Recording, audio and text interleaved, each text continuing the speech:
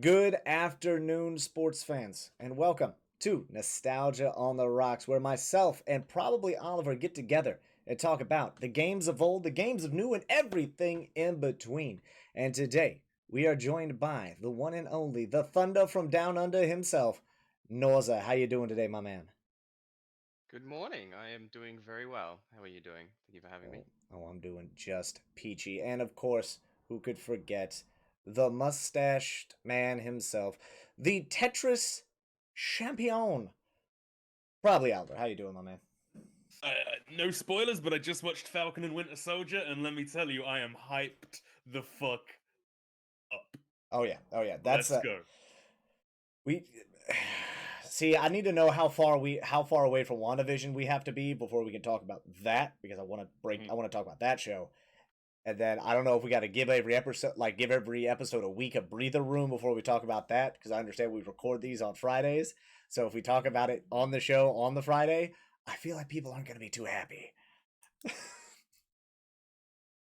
No, we'll keep Stum on the Marvel talk, but the MCU's back, baby. The MCU is back. But what about it's the like what it about never the went DC away. what about the DCU though? Is it the Snyder cut, right? Right? I don't know. I haven't watched Doesn't it ring a yet. bell. I'm terrified. Doesn't ring a bell. I'm terrified to sit through a 4-hour Justice League movie. Who has time for that? Like, I feel like that's like a day's work in of itself. Four Yeah, hours. I was gonna say that's like the people who want to sit there and watch like the Lord of the Rings extended cuts, like all of them at one time. I'm like, nope, not. See, you're like, oh, just for as a Justice League, ew, 75 hours of The Hobbit and the Lord of the Rings, absolutely. Where do I sign up? Yep, yep. No, I bought the 4K versions, and I previously had the DVD box set of the original extended editions, and I've watched them many times. I'm a huge Lord of the Rings fan. Nice. Okay, well, since it is, of course, nostalgia on the rocks. I mean, one of the big things we do here is talk about nostalgia and have a cheeky little drink. Probably Oliver. What do you got today? I thought so for the last episode 1, I just had a few beers, and I thought like that doesn't quite cut the mustard. So I thought I would treat myself to a nice little bottle of scotch today. We've got the monkey shoulder, Oh, which I'm very appreciative of the bottle. It's got 3 embossed monkeys right there on the neck, which you love to see.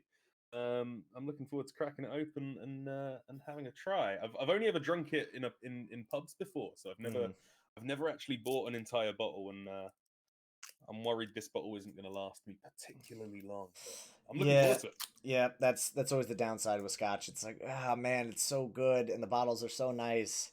I just wish they were like bigger, and they didn't Mm. empty so quickly. I don't know why. They just like evaporate. I don't know what happens. It's not at all that I keep filling up my glasses over and over again. Should we get that nice cork pop for the microphone now? Being a brand new bottle. Absolutely. Come on, this better be a good one now. Oh, Ooh. it sounded good to me. Ooh. Sounded good to me. Now, NorZZa, I understand that you are in Australia. So it That's correct. is, although it is, just shy of 8 p.m. UK time of us recording this, it is 7 a.m. for you? Yes, it is currently 7:18 a.m. So what are A you little doing early. shots of this morning? I am doing shots of my coffee in this beautiful ceramic cup, but because it's so early and the show is about drinking, I thought I'd bring something to show and tell. So my partner and I, we drink a lot of gin, and this is something that we drink a lot. This is Four Pillars Gin. Mm. It's from a distillery very close to us, and they do a lot of. This is like their normal gin. This is just like their standard bottle, which is Hmm. infused with like oranges and other citrus flavors. Ooh. But they do a lot of special gins for like different seasons. So for Christmas, we got one that was distilled and mixed with Christmas pudding and cinnamon, and it was delicious. It was so good. It was probably the best gin I've ever had.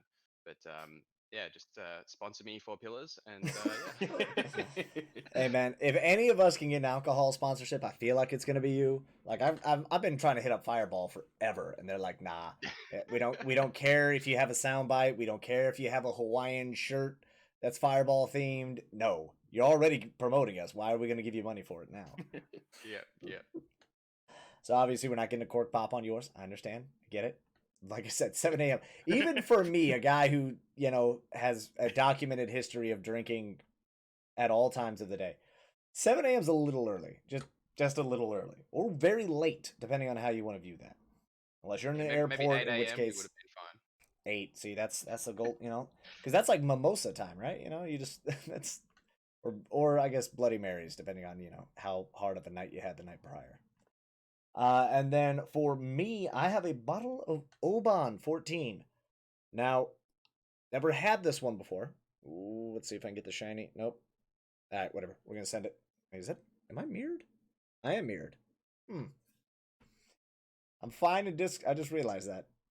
That's the nice weird. bottle of Nabo that you've got there. Yeah, yeah. That's good. We'll just deal with it. But yeah, so haven't had this one before. I just know that it is a Highland, West Highland, according to Zebatal, and the Highlands have yet to let me down. So we're gonna run with it. So let's get that cork pop. It said just before we started recording that is perhaps my favorite whiskey there. Like I know, like I got I love to see it. Oh, that's a good one. I got a bottle of Oban a couple years ago for Christmas, and it was so good that it took me like a year to drink. Oof. Because it was so good that I was like, I can't have that. I'll go and buy a different bottle of whiskey instead. The Oban's too good. Like that's one I don't want to. I want to savor every sip of. And, it's a good tipple. It's a good tipple. Cheers to you guys. Thank you guys so much for being here. Always appreciate it. And let's have a good show.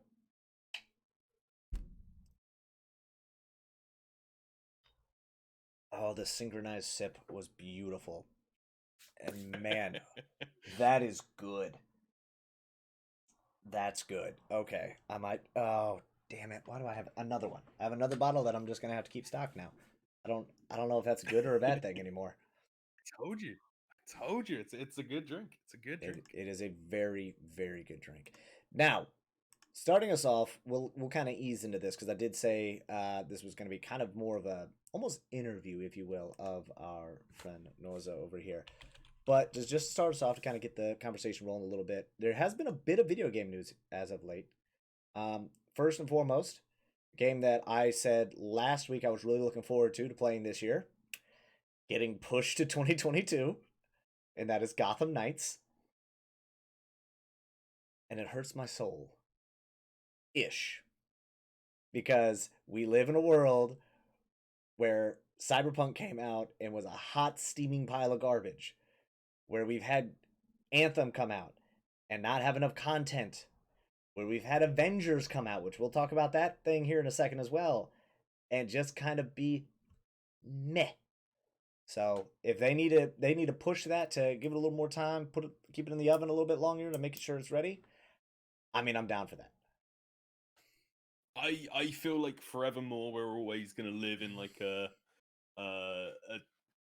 world where November 2020 is remembered as the midpoint of video games. It's like there's now BC, which is before Cyberpunk, and AD, which is after disastrous launch of Cyberpunk. Like that, delay your games. Everyone just, unless your game is done, delay your games forever. Like it is worth getting people to complain on the internet if you're going to come out and actually have a decent video game and not a hot mess. I mean, Cyberpunk still isn't available to buy on PlayStation because of all of this. Still, I thought, oh wow, still cannot buy Cyberpunk. We're getting close to triple digits. It's nearly been 100 days. Oh wow! Since Now, it's been taken down. Now, NorZZa, I know that you're a big CD Projekt Red fan. So how did this hit you? How did this whole Cyberpunk launch hit you specifically? Hit different, I guess. Quiet way to put it, but it's I don't know. So I played it on PC, and I didn't play it before launch. I didn't have a code or anything, so I just played it with it, same as everyone. Booted it up day one, and I had planned to cover it a lot, so I wanted to put as many hours into it as quickly as possible.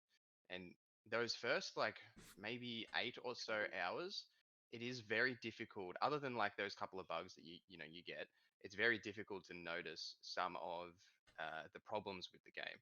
Like you get, as with most RPGs at launch, you get a couple of bugs here and there and whatever. And the first 8 hours or so are really like are fantastic. Like you have that like really good Maelstrom mission and the intro and stuff, and it's pretty solid content.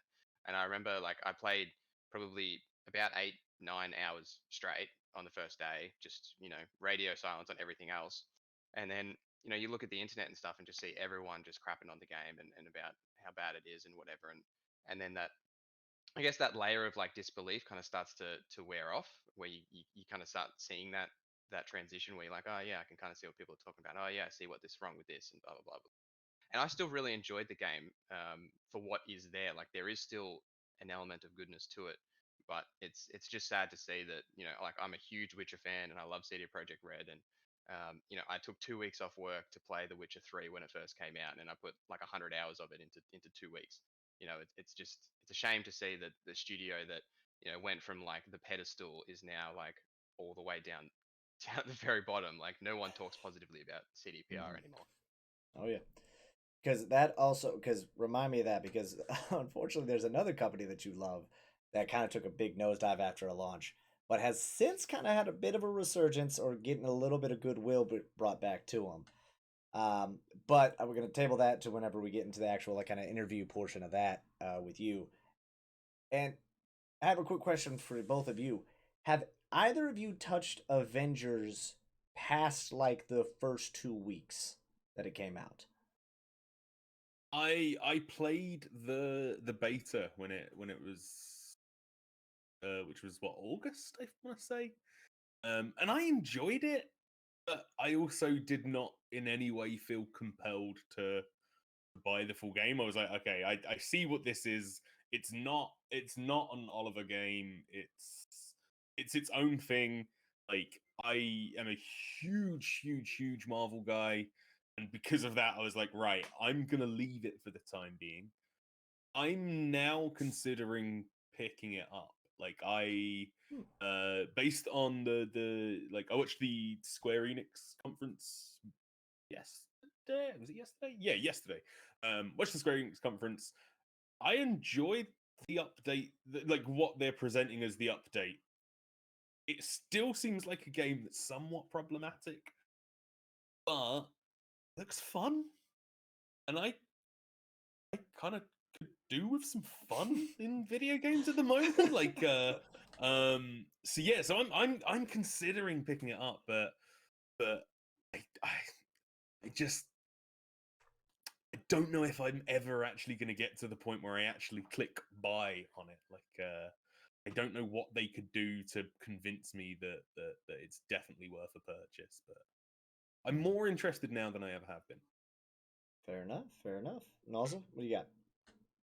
Yeah, I guess I'm as similar to Oliver. I didn't play the full game. I played the beta, and I did a similar thing with Anthem, where I played the beta, and it just rubbed me the wrong way. I just didn't feel like there was going to be enough there. I just didn't enjoy it enough that I wanted to spend, a full priced game on purchasing it.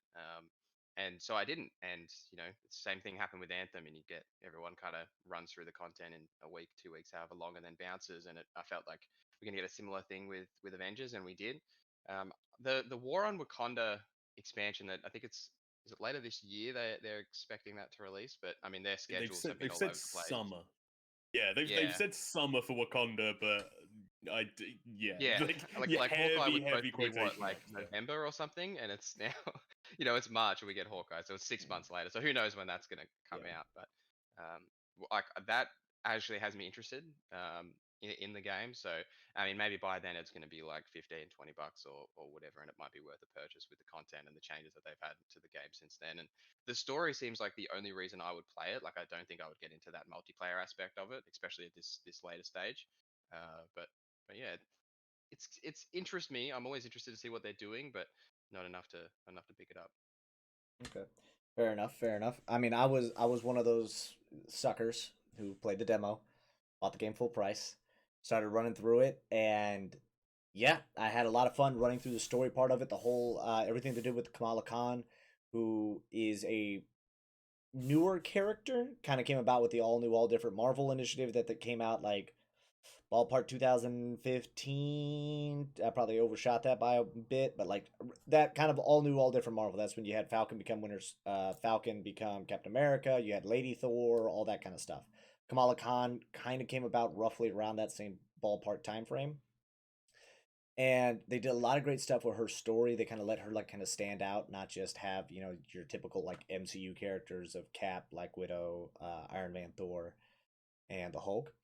And so it was cool like experiencing all that. But man, when you got out of those cutscenes and you were just in the game, and it was just like, okay, here we are. All right, we're fighting the same three different types of bad guys over and over again. Cool. All right. All right, next stage. All right, cool. You hop in an elevator and you ride the elevator down as it loads up to the next area, and then you jump out and you fight a bunch more bad guys, and then you fight the big bad guy at the very end. Then you're done, and then it cutscenes out. You kicks you back to the helicarrier. It's like, oh, okay, and you do that over and over again to increase your power level, so that way you can fight a bigger version of the bad guy you fought at the other part. It's just yeah. It's one of those things that it rubbed me the wrong way. I'm not really trying to jump back into that game. I've kind of said my piece with it. I'm better. I am more than happy right now just watching other people playing it and getting like it that way. But like it would take something massive. Maybe when the Wakanda stuff drops, maybe that'll pull me back in because then I'll at least have all the Hawkeye stuff that just came out, as well as the Wakanda stuff to play. But like as of right now, like I'm shocks out. I'm over it. For me, like the game's always really reminded me of the what are they called? Marvel Ultimate Alliance, like those games, the like isometric view, like kind of 4-player, like just smash them up sort of games. Like it reminded me of that, which like is fine for those Ultimate Alliance games because they're really, really, really fun, smaller kind of fan servicey games on a big AAA budget with using the Avengers name. I just wanted so much more. Like there is no excuse for an Avengers game to be average. Like it's we needed something huge from that, and I don't think we ever got it. And I think I don't know if they can ever get it back, if they can ever get their sort of like Destiny Taken King moment. Like hopefully, because yeah, be cool. As I say, there's a lot of cool moments in that game, like in the story modes and stuff. Like there's a lot of cool moments, but they just kind of get overshadowed by the for lack of a better term, boring gameplay loop. With you're literally fighting the same guys over and over again, trying to run it. And I understand that like Destiny has the same thing where you're fighting the same kind of jabronis over and over again, but at least in that, the gameplay feels good. You're not there. You don't have problems where like the enemies don't load up into an area, or things like that don't happen in those games that where this kind of thing works. Avengers, it's like I was literally watching MC Fixer play it earlier, and he got into an area, and like the enemies didn't load up, or he's in the middle of playing it, and then all of a sudden it crashes, and that's like on the next gen like update. It's like, and what was the best part about it was that somebody was asking him, was like, "Oh, do you think they'll have crossplay?" And not 10 seconds before he says, he's like, "There's a lot of things to fix in this game before they even think about doing crossplay." Cut 8 seconds later, the game crashes, and he's like that. Like he's got it on his Twitter, and it's just timing. You gotta love it. And so yeah, like that. Avengers is kind of one of those things that I'm just like I'm taking a step back from, because I'm like I'm over it. I'm over it. But I hope well for the game. I don't there's no ill will towards the game. It's just nope, not my glass of scotch. Yeah, I think we were talking about it last the other week when I mean the only kind of games as a service game that I've ever gotten into was Division 2, and I think most of the time me wanting to play those games is more just FOMO.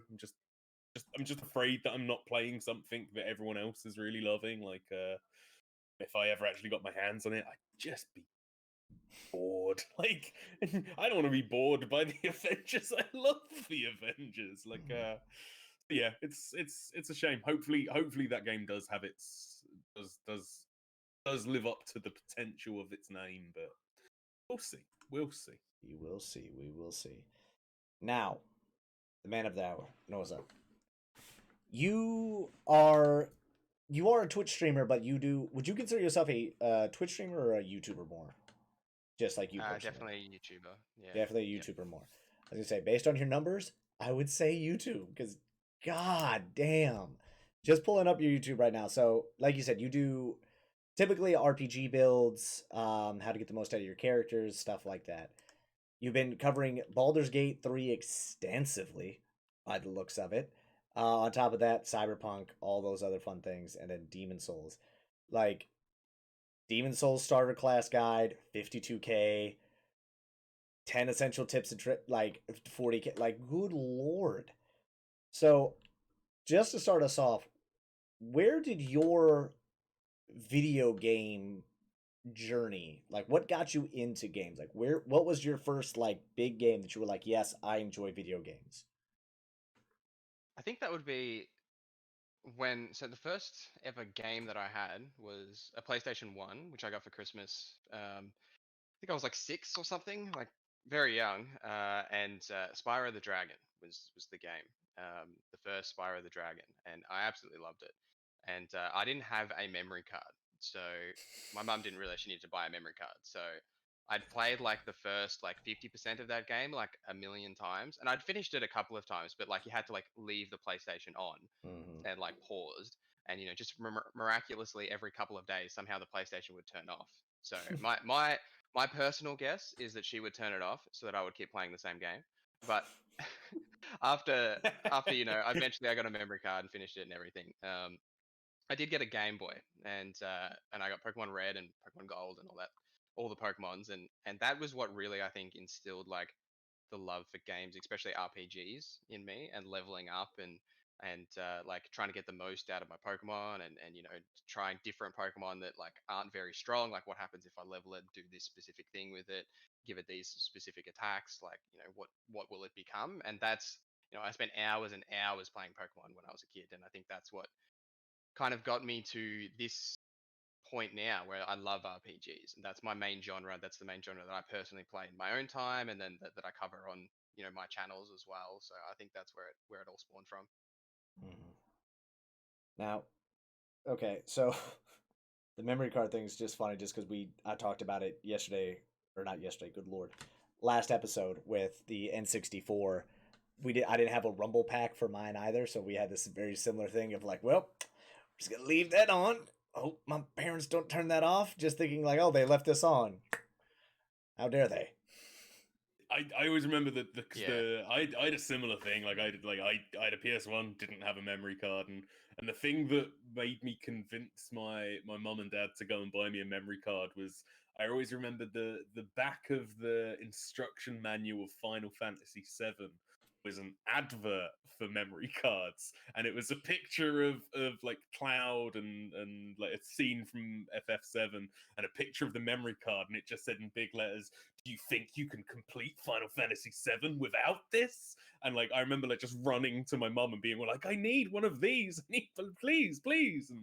And yeah, like because I think I did like I can't remember what games it was for me, but there was definitely games where like I played before I had a memory card and just used to have to like I became so intricately like so knowledgeable of every game's first 3 levels, and then had no idea after that. Like, do you think that's kind of like I don't know, like a sort of 20 years later knock-on effect as to why you're making like those sort of guides, like kind of here's like the perfect build to like help you through a game sort of thing because you became so intricately like aware of like the startings of games and how important the start of a game was, if that makes sense. Like Yeah, I think that's a really good way to put it. I never actually thought about it that way, but yeah, I think you're probably right. Like, it's something that I've always been interested in, even before I started my channel. Is I would start a game, and I was always interested to see the best way to do things, or tips and guides and whatever. It was something that I would always look up and see what other people were talking about and try and learn the most I can. And it is probably a byproduct of that, because you still got to go through Spyro's first 5 levels before you can get anywhere near the end. Got to do it as quickly as I I can, bet because you I haven't had got a memory card. I bet you had the best build of Spyro like imaginable. Like just like when you're setting up your stats for Spyro at the start. Like I feel like I don't that's have that just game that's the making of speedrunners. Just like kids Yeah. who couldn't afford or just didn't get memory cards, so they just got real good at that first like bit of the game. And it's like, all right, well, I have to keep going as fast as I can because I got bedtime in an hour, so I got to get through this. That's exactly right. All right.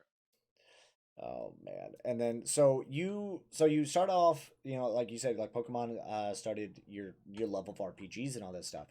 What got you into content creation? Yeah, so I guess like my first bout that I had, if you scroll back all the way to the bottom of my channel, I don't watch those videos; they're terrible. But I was really into Wildstar. That was like an MMO that's now dead, unfortunately. Rest in peace. Best MMO ever. And I Yep. just had like I've always been interested in content creation and creating guides and whatever. And there wasn't really anyone creating it for Wildstar, because I guess the game died. So we kind of know why. And so that's kind of where I started creating content, and then I started doing some stuff for Fallout 4 when that came out, and that content did pretty well. And then I got super into my work, because we all have to make money, and so I kind of didn't have the time, and then I came back into content creation, probably getting close to 2 years now, and started making content again. And what really kind of brought me back is that, speaking on like guides and tips and everything, is you see a lot of people make these videos that are 15 minutes long, or whatever, and it's 5 tips on how to do X in whatever game, or whatever. And I always found that 5 tips in 15 minutes isn't enough. And that there's so much, like, you get like 3 minutes at the start of the video where it's like, yo, what up YouTube, I'm John Smith, welcome to my video, and subscribe, do this, do that, whatever, and this giveaway, and this sponsor and whatever. And then 3 minutes into the video they're like, all right, and tip one is this, and they talk about tip one for like 5 minutes when it really only needs like 30 seconds.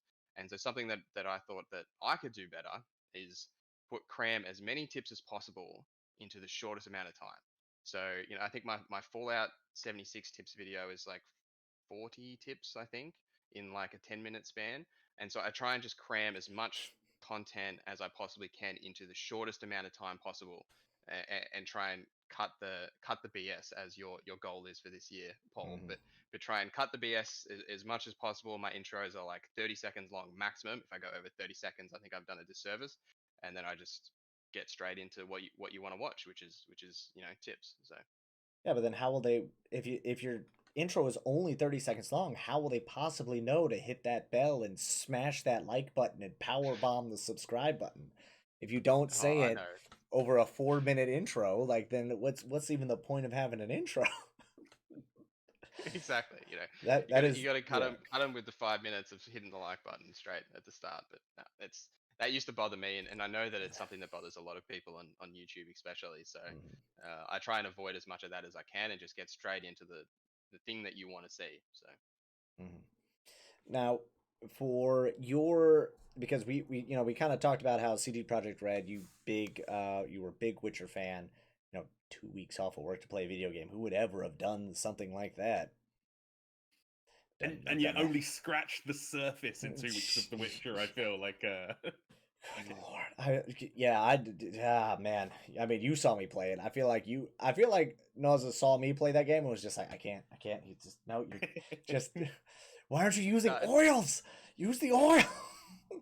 it's a fun experience seeing other people play like games that you really love, that like haven't played it before. I always Mm, find it interesting, like seeing the way that you tackle situations or deal with combat, and what equipment and stuff you use. It's just always it's like it's like watching, just someone experience something that you love so dearly for the first time, and like watching them learn. It like gives you that nostalgia effect of, like, when you learnt it, back whenever. I always enjoy that stuff. Like, I remember when that punched me in the face a dozen times. Let's see how you get through it. It punched Yeah. you in the face 13 times. Good, good. So yeah, with your love of CG Project Red, and obviously, we talked about, before Cyberpunk, it was, an upper echelon. I'm gonna use that. I'm gonna use that shit so hard. But BC time frame. And then now it's kind of lower. Its reputation has been tainted, to say the least. You brought up with Fallout 4, and even now with Fallout 76, Bethesda, and how they were like upper echelon. Like, you don't like Skyrim, they put that out on 75 different consoles in the span of the decade that game has been out. You had Fallout 4 that came out to what I believe was relative success. Like, I played it, I really enjoyed the game. And then you had Fallout 76, which, for all intents and purposes, on paper, that game was going to be just a juggernaut. And it just kind of missed the mark, as far as I'm aware. You are one of the few people who I know who are still playing that game. Why? Well, there is a community behind Fallout 76, Mm-hmm. and I was fully aware and disliked Fallout 76 at launch. I wasn't very happy with the game, and I'm a huge Fallout and Bethesda fan, and put hundreds of hours into Fallout 4, and I think I only played like maybe 10, 15 hours of Fallout 76 at launch because I just couldn't do it. It was just, even despite the fact that my partner and I could play together, and she's a big Fallout fan as well, and that allure is why we bought it. But there was so many bugs. There just wasn't enough interesting content. The world felt just completely barren. Which, it's funny you say that because it is, post-apocalyptic Fallout, whatever. But there's a difference between like a good post-apocalyptic world that feels barren, but there's a ton of content. And what we got at launch with Fallout 76 was, a ton of bugs, and that was most of the content was the bugs because the quests were just not engaging. There was no, it's something that the game really struggled with. And since they had the Wastelanders update last year, mid last year, it was when I really started to get into it when they brought NPCs back. And Mm-hmm. since then they've been on a bit of that No Man's Sky trajectory. I wouldn't say they've really, flipped the bill like No Man's Sky had when that first came out, but they're building their way to having a moment kind of like that. And they've added a lot of content, a lot of NPCs. The Brotherhood of Steel are in there. There's a lot more engaging quest lines and some decisions, and there's repeatable content that you can do every day, which is why I play it as well. And they've added their own like free battle pass, so you get cosmetics. There's no paid version.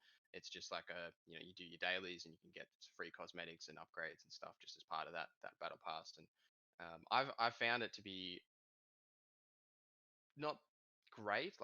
It's still not. I would tell you to try it, especially if you've got Game Pass, because it's on Game Pass these days. Mm-hmm. But I wouldn't say you've got to run out and buy it from the stores because it's the greatest thing ever. Like if you were gonna play a Fallout, I'd tell you to play 3 or 4. Like it's a good game now, but it's not great. Mm-hmm. You think like because I mean I'm a huge Fallout fan as well, like always have been. I jumped in like Fallout 3 was my first one. Like I always remember like I got Fallout 3. Me and my at the time girlfriend had just broken up, and I just lost my job, and I was still living with my mum and dad, and I was like, well, I guess I'm gonna buy a video game. This Fallout game sounds fun, and like I think I put in must have been about 300 odd hours into that game, like over the course of a couple of months. Like I loved it. It was like it's still to this day like one of my favorite games ever. And then same with Fallout 4. Like I took a long time to get into Fallout 4, but when I did, that's another game that I put again probably 200 hours into. Absolutely loved. Like you said, 76 hasn't yet had its No Man's Sky moment, but you think that's coming? Like, is that a game worth playing now, or do you think still wait another little while? Because I've not yet jumped into 76, but I really want to. I'm getting that massive urge for like a Fallout game. But if you think that if that No Man's Sky kind of transformative experience is coming, is it worth waiting a little bit longer before pulling the trigger? I think it depends on how desperate you are, because with the Wastelanders update last year, they redid the first 5 to 10 hours of the game. So there's a bit more engaging content in that early stage, and there's you pretty much you walk out of the vault and I'm losing my voice. It's so early in the morning, but you walk out of the vault and you immediately come across some NPCs and you immediately come across like a really interesting storyline, and originally that wasn't there. You would pretty much walk out of the vault and it was like, well, it's not a lot of quests, but just kind of figure it out, I guess. So it's it's so much. It's already been redone, and I think that anyone who tries it now for the first time will find that first 5, 10 or so hours really engaging. There's still a little break before you get to the rest of like the bulky Wastelanders content once you get through that intro. But there's by that point where you kind of the game's just like, all right, here's your freedom. You can go out and do whatever you like in the world. You kind of engaged enough that I think it's fine. And so I would say that if you have got that itch to jump in now, because I think that what will happen is that their No Man's Sky moment is going to be more about fixing some of the bugs and then adding more repeatable content for the players that have been there for since day one. I'm level 158 and I come across people who are like level 900. They've played so much Fallout 76 that there's barely any content left at that point, right? You've seen everything by the time you're level 900. It's just that repeatable content that they're doing, and I think that the No Man's Sky moment is really going to be that repeatable content and really developing that, adding new areas, and they've started with the daily ops, which is like a dungeony style content that you can do every day. They're expanding that in the next patch, and they've talked about expeditions, which is a separate thing to that, which is kind of going to fit into a raid like, from what I understand. So that's going to be more of their end game stuff that I think that big update's going to be. Okay, all right. Have Bethesda announced any kind of next gen patch for 76 yet? Like, No, if that so comes, surely that's all going to come together. Like, this you would point, think so. They were in that FPS boost with Xbox Series S and X. In that got announced earlier this week as part of that acquisition. But yeah, they haven't announced a patch. I would really like them to put in some crossplay, especially between Xbox and PC, because there is, even when I stream it and stuff, there's tons of people that are playing Fallout 76 across everything, but the game is so isolated in a lot of respects because it is a game about the wasteland and, and being isolated. But each server only has anywhere from 5 to 20 people in it because it's going for that effect of the barren wasteland. So having people to play with is always going to be something that the game struggles with by nature. So if they put in crossplay and you can actually play with different people across different platforms and play with your friends, it's going to increase the game's livelihood, I think, by a huge amount. I was gonna say that's because with it being on Game Pass, I probably could look it up and be easier, but why do that when I can just pose the question? With it on Game Pass, that comes with the Wastelanders DLC and all that stuff, right? Yep. All the DLC is free. It's just included in the game. Okay, so it's not like it wasn't like Destiny where you get you get vanilla Destiny for free, but if you want the other stuff, then you gotta pay. But hey, you get your foot in the door. Okay. Yeah, no, nothing like that. It's all just included. So you get every patch that they've made, the Wastelanders, the Steel Dawn update, which came out in December, which was the Brotherhood of Steel returning, as well as all the that post game stuff that they've already added. So it's just all one package. Hell yeah. All right. So now I'm going to change gears a little bit into Baldur's Gate. Because that one is not a traditional RPG, because, I mean, it's pretty much D&D 5e for the most part of it. What about that game? Because I've seen, like, once again, I saw you streaming it with some buddies whenever the, because is that actually, like, fully released? Or is that still in No, it's in early access still. Yeah, so it's still in that like early access part, whatever. Because I played it like when it first dropped for the early access, and then I haven't really came back to it. But like, how do I want to phrase this question? What about that game drew you in, and then what is keeping you in that, especially with it just being early access? Yeah, so like I've played D&D myself, and separate to like I've done a little bit with people. I don't know what you call it, IRL, I guess. I like IRL D&D, but most of my D&D experience is online. with some friends that, it's a way that we used to connect because we all lived in different cities. So we just kind of, we would do a D&D session every week. And so I've got a love for D&D and Baldur's Gate 3 coming out being an RPG, especially made from Larian Studios, who made the Divinity series, and they make some fantastic RPGs. So that was kind of what drew me into the both sides. And there's a lot of content that can come out of that because of the different classes in D&D, and how you can develop the classes, and so that's where I started covering it for the channel. And then I guess I took a huge break from it since the first early access came out because there wasn't a huge amount of content coming to it. But about a month ago now, they released a patch that brought in the Druid class, and they had a ton of changes to the game. So that I kind of came back to it and covered the Druids and some of the changes. And they're definitely making improvements to the early access over time. It's still the same game, but they've you can definitely see the work that's going into it. Have they improved the combat? Because I won't lie, going through the combat, it felt like I was playing D&D. It felt like I was playing D&D, where a combat scenario where the DM was not paying attention to how many NPCs he threw down. Because there's one mission fairly early on, you go up against just a small mob of goblins. And man, that can take a minute because there's like 12 of those SOBs.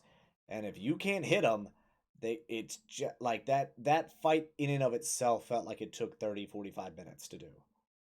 Yeah, they've improved it a little bit, but I think that's something that I've spoken about as well. That needs to be improved is just the way that those it's like the AI checks that happen because each character, like each enemy, has to go through. It's okay, what is it going to do? I'm going to move here, going to attack this, going to do whatever, and that process just takes forever when you've got so many. For my one of my playthroughs that I did with a friend Ildris, we did like the evil option, and we took out like the Druid Grove. So we took that whole place out, and that literally took like 2 hours because there's so many characters there, and takes forever to do that combat. And I think that's something that the game needs to work on when the full release happens. But there's a fine balance between you know you as the player, seeing what's happening with the enemies and seeing them move and where they're going to go and who they're going to attack and everything, so that you can make a strategy, as well as the converse to that is like skipping all of that stuff so that you can then get back to the fun stuff of doing your own turns. It'd be good if they had like just like a fast forward or a skip or something, so then if you do want to sit through and see what's happening, you can. Otherwise, you can just snap back to when it's your turn. It'd be good for them to have a way to do that. Yeah, because I know XCOM has, they not quite D&D, but it is a very similar style as far as turn-based combat is concerned. You have your squad of like 4 to 6 jabronis, and they run across a bunch of aliens. And that one, they does have like if I'm not mistaken, it does have like a fast forward option to it, so where you could watch things move around, or you can just be like, all right, I'm gonna hold down R1, and everybody's just on super speed, moving around the map, doing the same thing.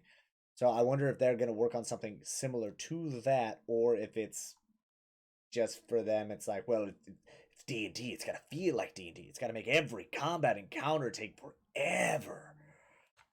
Yeah, it's a fine balance, especially when it's a video game. It's still D&D, but it's now a video game, and video games are usually more fast paced, even when they are turn based. And Pillars of Eternity did it a really good way, and it's not D&D, but it's kind of spawned from D&D. It's Obsidian's turn based CRPG, and they do have that. They have both an active combat mode separate to turn based, where you can just have the combat play out live, and they do have a turn-based mode, so you can painstakingly take those turns, but it does have a fast forward option. So they've got it really the best of all the worlds. You can do it turn-based, you can do it live, and you can fast forward it. So I think finding a balance somewhere in there, I think Pillars of Eternity has done really well, and it'd be good to see some of that stuff in Baldur's Gate. Yeah, because uh Ollie, didn't they have that in the Final Fantasy VII remake? Because I know that one was like more action based, but couldn't you then flip that to more of a turn based style? Yes, to a degree. Like in FF7, like there was a mode where it was just action RPG, but then you could switch it to a more classic experience, which was still, there was never a time when the game paused for you to take an option. It'd go into like a sort of slow-mo sort of state while you were clicking through menus. So not like full on, but like enough. I mean, 'cause when it comes to things like Baldur's Gate, like you guys might as well be speaking Italian as far as I'm concerned. Like I've never I was never aware of these games. I think until you streamed some of the newer one, Paul. Mhm.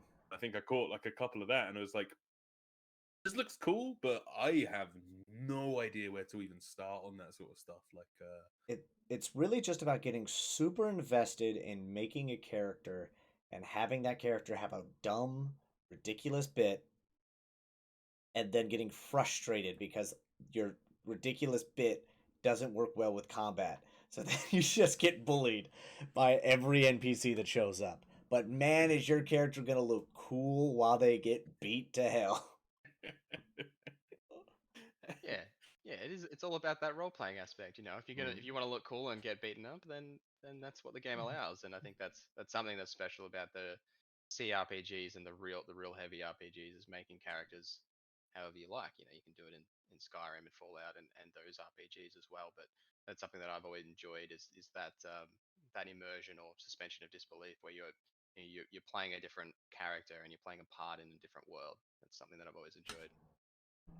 As far as that like kind of like sort of character creation-y aspect goes, and like with you sort of making guides on like the best builds for like certain areas of the game and stuff, have you ever played like an RPG and kind of gone with the sort of opposite build that you normally would do, or like something that you wouldn't suggest as kind of like the best build to start with and stuff like that? Have you ever gone like totally the opposite way and decided to like see how different a game can be if you go, say for instance with Fallout, like instead of putting all your points towards, say, like guns and rifles, you put them all towards sneaking and melee and stuff like that? Have you ever looked at doing stuff like that? Have you found enjoyment doing stuff like that? Yeah, yeah, definitely. Oblivion back in the day when I first had Oblivion on, I think Oblivion was a 360 Yes, it was. era. Like I didn't have a lot of 360 games, but I had Oblivion and I'd played hundreds of hours of Oblivion, and that was something that I used to do heaps. Was just start a new game, start a new character, and do something different. So whether that be a bow build or a sneak build or an unarmed build, I made an unarmed character that I never finished because it was just painstakingly hard. But just trying different things and playing the game in different ways. And I did a lot of that with Cyberpunk as well, and seeing how weird you can make builds. And that game, despite its flaws, has a very in-depth like attributes and stat system and perks that you can really make your own and make some really cool things out of. And I enjoyed that aspect of it, and you know it's always fun, and I think it's a really good way to get some replayability out of games. Is you played it your typical way with Fallout. You had an assault rifle builds, you just shot people, whatever. But you know playing that game again and doing something completely different, like make an evil unarmed build. So you're going to make different choices to your main game, but you're also going to not use a weapon or give yourself those little challenges and different ways to do things. It's a great way to get replayability out of games like that. Mhm. I did that with my the last time I played through Fallout 4. I did like a totally unarmed sneaky build, and like the first like 10 to 15 hours of that game with that build was painstaking, like just so difficult. But because of some of the perks in Fallout 4, that build ended up so overpowered that you could kill like an albino deathclaw in one hit without them seeing you. Yeah, It was so much fun to do. Like it was so like playing that game as basically as One Punch Man. Basically, it was so good, so good. how did you go with the Deathclaw? That first Deathclaw in I forget that town's name, but the one really early on, no weapon. Yeah, like right in front of Preston Garvey. Like, Yeah, yeah. Mhm. yeah, I remember that bit taking me like a good probably 7 or 8 attempts, because that was when you're still like sort of level 3 or 4. Yeah. I had Yep. no guns. I just had my fists, and it was miserable, absolutely miserable. But as I got my revenge, towards the end of the game when I was literally just walking through towns, just beating the shit out of everyone I saw. It was such good fun, such good fun. Oh man, I remember that because I remember that first Deathclaw just for the simple fact that I just was running from them the majority of it, and then I found like a laser Gatling gun, whatever the hell that thing was called, and I was just like, oh yeah, I had like 10 bullets, not realizing it, just shot, and I was like, huh, I believe I've made a mistake, and immediately take off running again. But Yeah, oh pro god. tip: if you go inside, he can't actually get inside. So there's a speed run tip for you. You just jump inside, and you can shoot him through the windows, and he can't get in and attack you. So Do you do like on top of like your guides and stuff? Do you do any speed runs? Is there any games you can speed run or would consider not really. I'm not much of a speed runner. I guess I could be, but I don't usually speed run. I like to take my time, and I guess it's that different. All of us here know who Fran Marabella is, and you Mhm. just tune into his stream half the time, and he's sitting in menus. Oh, what if I do this, and oh, this does this, and this does this, and oh, I just don't know about this weapon. Well, Maybe I'll use this weapon instead. And that's how I usually play the game, because that's what getting the most out of the characters is what I really enjoy.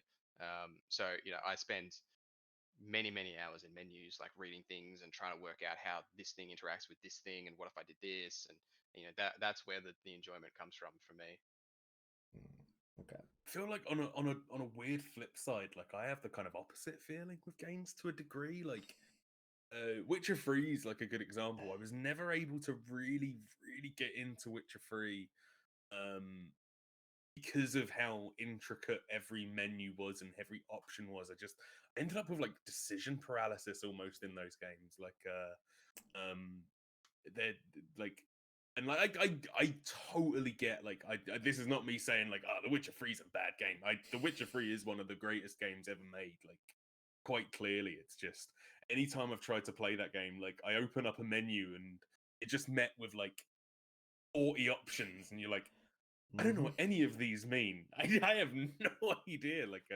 But yeah, I suppose that like I totally get why people fall in love with that sort of intricacies of like of every menu meaning something and every item having like a knock-on effect on other items or the character or the way you play or how the quests go and stuff like that. I wish I had the patience for them just to learn. So I'd be a liar if I have not, sat there and been like, oh my god, I don't care. Mashing through the tutorial of like, this does this, this. I was like, I don't care, I don't care, I don't care. And then like 10 hours later, I'm like, well, why didn't they tell me it did this? It's like, it did, you jackwagon. You just said I didn't care. Get back to the game. Oh, man. All right. Well, let's see here. What else? No, I just don't want to let you go, NorZZa. I don't. We got all day, man. We got all It's only day. 8 a.m. You've It's got only plenty of 8 time. a.m. Okay, well then let's dial it back over to a Bethesda title then. Elder Scrolls Online. Did that game at all? Because obviously, like you said, you were playing. You were big into Bethesda stuff. Did that game ever grab you at all in any of its iterations? I know it's on its what, like third, fourth expansion at this point, like big ticket expansion. I think it's fifth or sixth. Fifth or sixth, I probably. Morrowind, Sunset. The last one was Greymore. There was one before Greymore that I forget, and I think this might be the fifth, the one that's coming out this year. But Yeah, isn't that one yeah, something to do with it has. Oblivion? Yeah, it's we're going back to the same planes as in Oblivion, so um, it's not directly linked. It's just the same. I forget the Daedric god's name, but going back to his plane of Oblivion. So it's pulling on those nostalgia strings, I guess, is part of why they're doing it. And I guess they did it last year too with Greymore being set in Skyrim. But I've played it since launch, very casually. So I played it back in 2014 or something when it first came out on PC.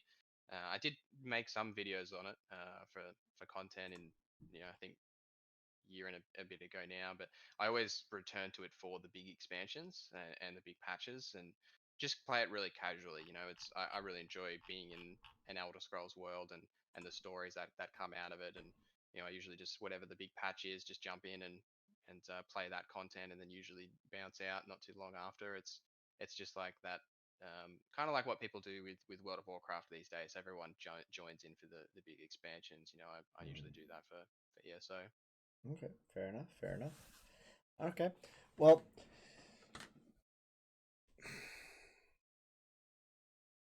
I got another question for you. Content creation question for you, but probably Oliver, do you have anything you want to ask him real quick about some more video game stuff before we start kind of changing gears into content creation? Yeah, I mean, I was like totally superficial question, but like, out of all the guides you've done, like, what's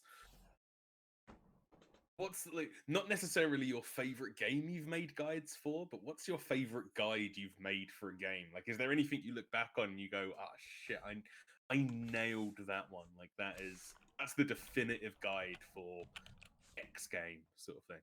Oh, that's a tough question. Let me have a look at the guides I've made. I think like my gut tells me Wasteland 3. There was one guide that I made for that game, which was the brawler tank build that I made for that, which was inspired by the Green Hulk himself, because you could make a brawler just with like unarmed fists, and that was the first like build that I made in this current direction that I've taken the channel, and so I guess I've got a little bit of affinity because it was the first one that I did, and the video did well, and I really enjoyed making that build because I had an idea of what I wanted it to be, and then because of the way the character creator works in Wasteland 3, you can make like a giant that is green, and you can make a cool looking dude who's just going to run around the battlefield and punch people, and so I really had a ton of fun with that. But it's like picking between your children. Like I can't pick one, but there's a lot, and there's enjoyment in every single one I do, and it's different kinds of enjoyment. So like the cyberpunk ones, like trying to figure out the best way that I could break that game by using different perks and stats and stuff was super enjoyable. And with Baldur's Gate 3, it's different because it's a slower process, and that leveling up takes time, and you got to make really important decisions at leveling up, and Wasteland is similar. So there's enjoyment in every game that you kind of do it with. But yeah, I think that's probably the Yeah, because number one, I reckon. yeah, because I remember that character creator. I made like a essentially just giant Amazonian woman, and then just the tiniest of people, just a tiny dude, and I was just like, this is the aesthetic now. These two are gonna be rolling around the whole time, and then I found out later you can create all four characters. I'm like, well, now I've made a real tall lady and a real short guy. I don't know what to go from here. I don't know what we're doing. Like I don't know what I'm doing anymore. But yeah, I remember You just keep making that characters brawler. so that Yeah, I know that's the bad thing. It's like it starts turning into D&D at that point where it's like, well, what if I gave this one an SMG, but then I also made him real tiny so he's quick and he can hide better. Yep, Right. yeah, I love that part. You just go back to HQ, just make some new characters, try them out, see how it goes, do it again, do it again. It's I did like, that too many times. all right. So now changing gears just into content creation in and of itself. So you kind of talked about you wanting to kind of get back into it and all that kind of stuff.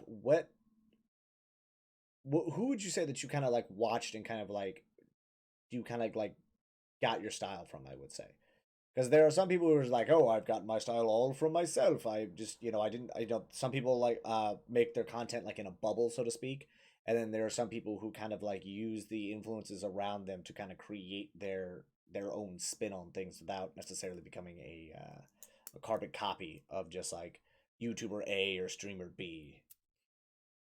Yeah, I guess I'll probably somewhere in the middle, I would say. So, a couple of content creators that I've followed for years are in the Bethesda space. Mr. Matty Plays and the Lone Vault Wanderer. They're both, they've branched out.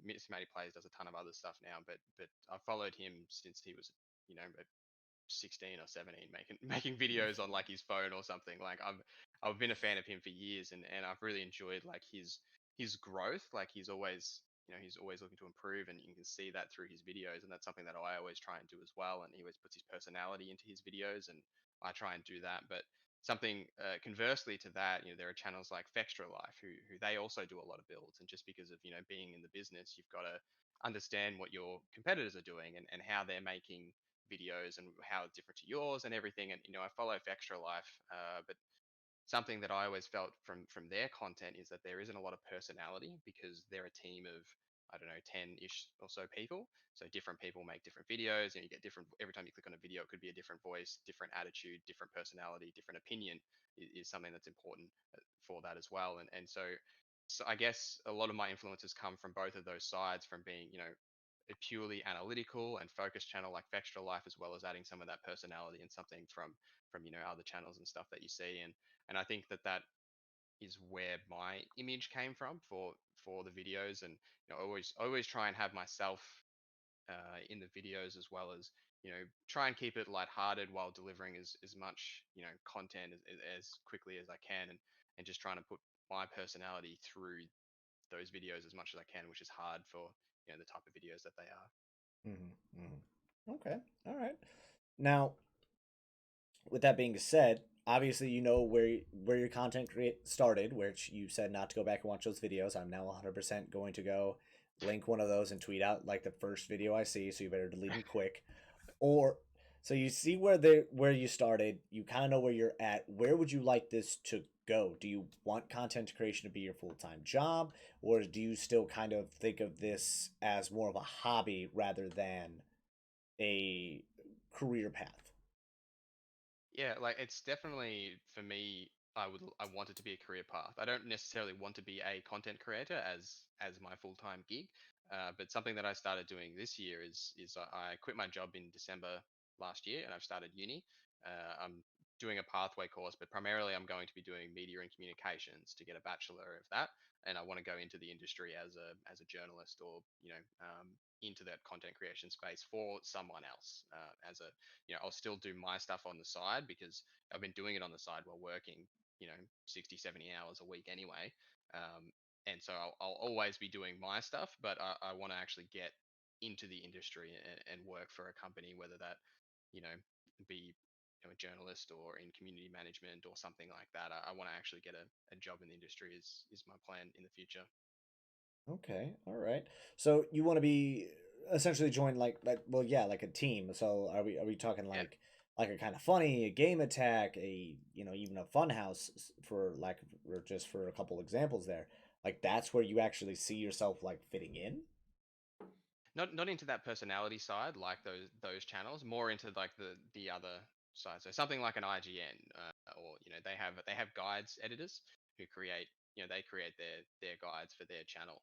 So something like that, or into the journalism space for companies. I enjoy writing, and I don't really show any of it on my channels, because it's not what the direction is. But that whole news side and analytical side of investigating things about studios and companies and stuff, like I know tons of things about Bethesda and CDPR and everything, because I'm interested in the studio and the process of making games.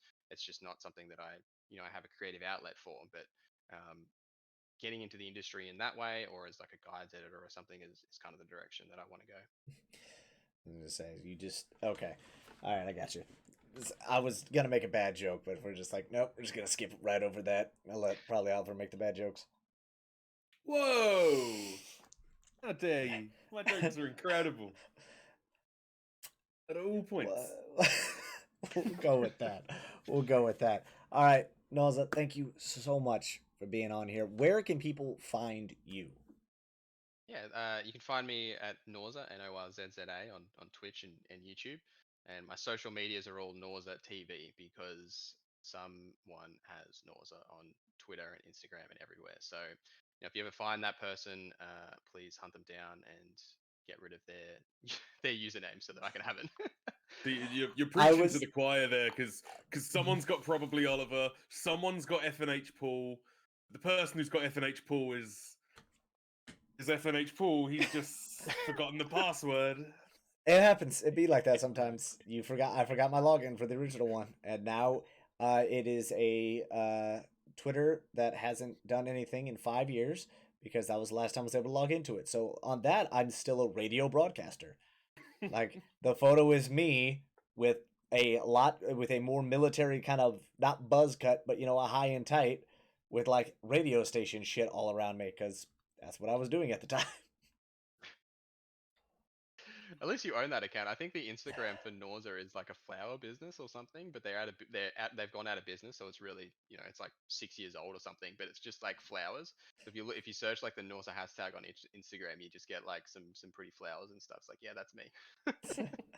See, no, that's what you do. You then put flower, like you yourself post some flower photos, hopefully find yourself into that algorithm, and then oh, these lovely flowers, and some guides on Wastelander brawler builds. Okay, let's do it.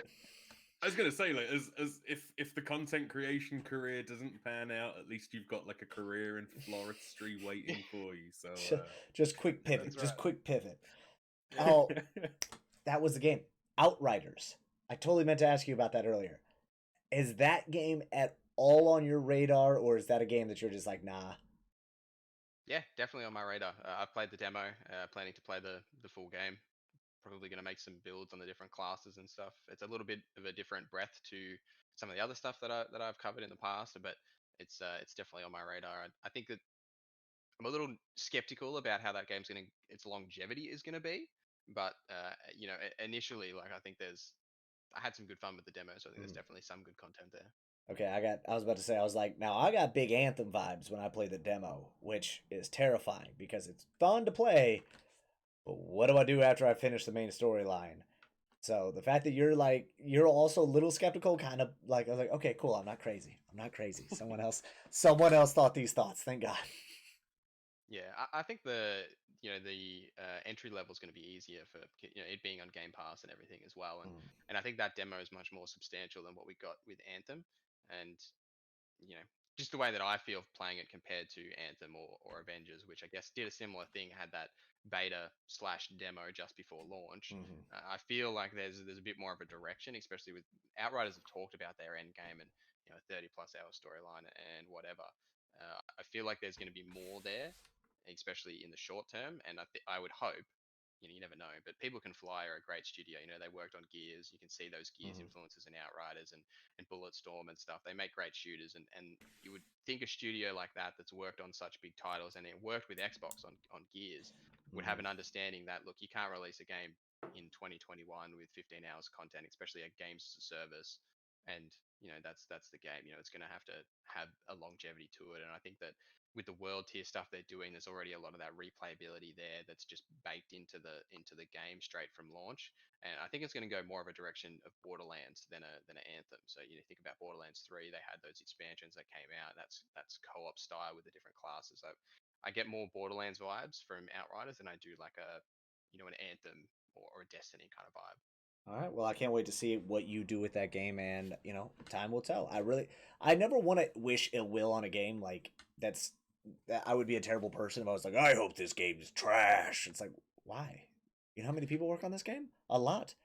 Like, why would you do that? But just on okay. Outriders quickly. I wanted to mention this earlier. Like, so I don't know why I'm even admitting to this, but like, where Outriders is kind of out of my wheelhouse, I had somehow never seen a single second of Outriders.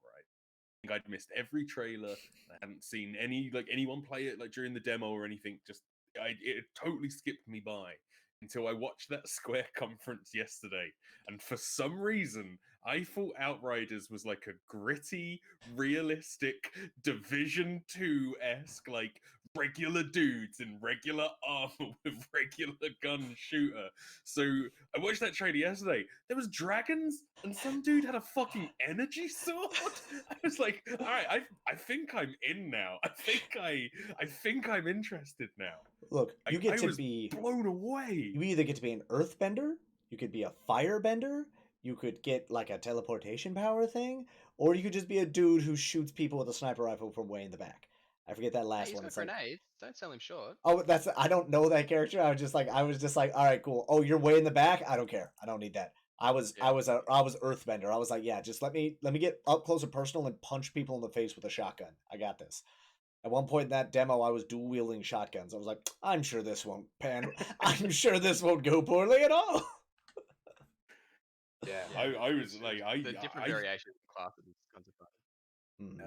I thought it was like a regular shooter. Like that trailer yesterday, like I was like, oh, this is Outriders. Okay. Yeah, that's what I would Sign me classify. up. That's what I would classify as a big nope. Big nope. Very different. Very different. All right, and then probably Oliver. Where can they find you? You can find me on twitch.tv/ProbablyOliver, playing all sorts of games.